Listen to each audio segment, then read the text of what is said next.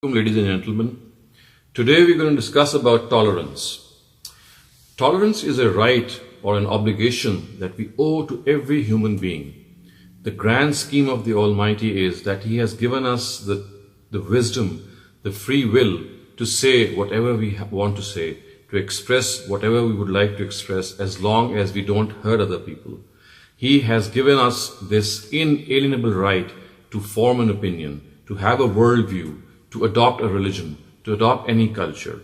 So therefore we need to understand that it is the scheme of the Almighty that human beings remain tolerant to one another. Tolerance must not be taken as a weakness. No, it's not a weakness. It is the expression of the fact that every person has a right to form an opinion. Every person can express an opinion. No one has the authority to impose his or her opinion on the other person. The first thing that we need to understand here is that the starting point of tolerance is perhaps the family itself, and I dare say the spouses themselves. If they exhibit this tolerance, this empathy, and the fact that they do not impose themselves on each other, this is how the culture of tolerance starts at the very base of a society.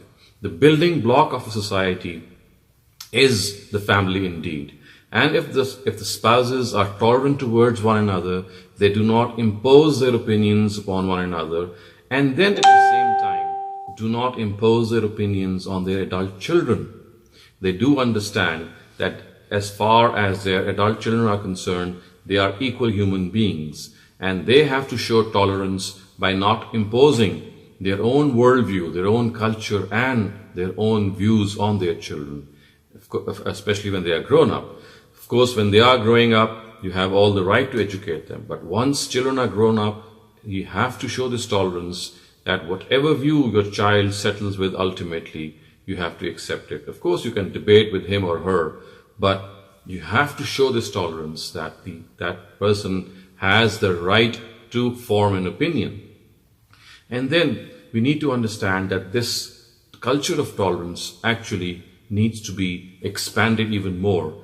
And the best way that we can see it is amongst these political polarizations that today continue to plague our societies and make them go to extremes.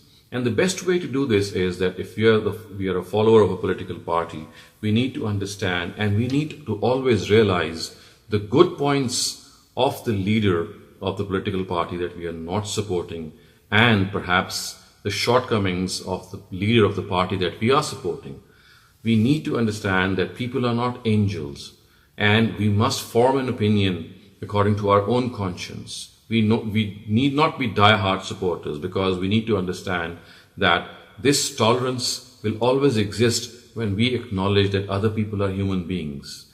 They have good points and they have bad points. Our own people, our own leaders that we follow, they are good, have good points and bad points. And similar is the case with our opposing leaders. We need to develop this culture amongst ourselves to express appreciation of the opposite leader and criticism of our own leader. And finally, dear viewers, this culture of tolerance produces critical thinking. It encourages critical thinking, and critical thinking is the base, is the fundamental ladder through which any country can make advancements in science, in culture, in thought itself. So critical thinking is the product of this tolerant culture. So let us all come together, become tolerant of each other, think more of our own selves, criticize more of our own selves, and let the other person live. So it's like saying live and let live. We have to follow this thing, because we need to understand that this actually is a scheme on which the Almighty has created this universe. Thank you.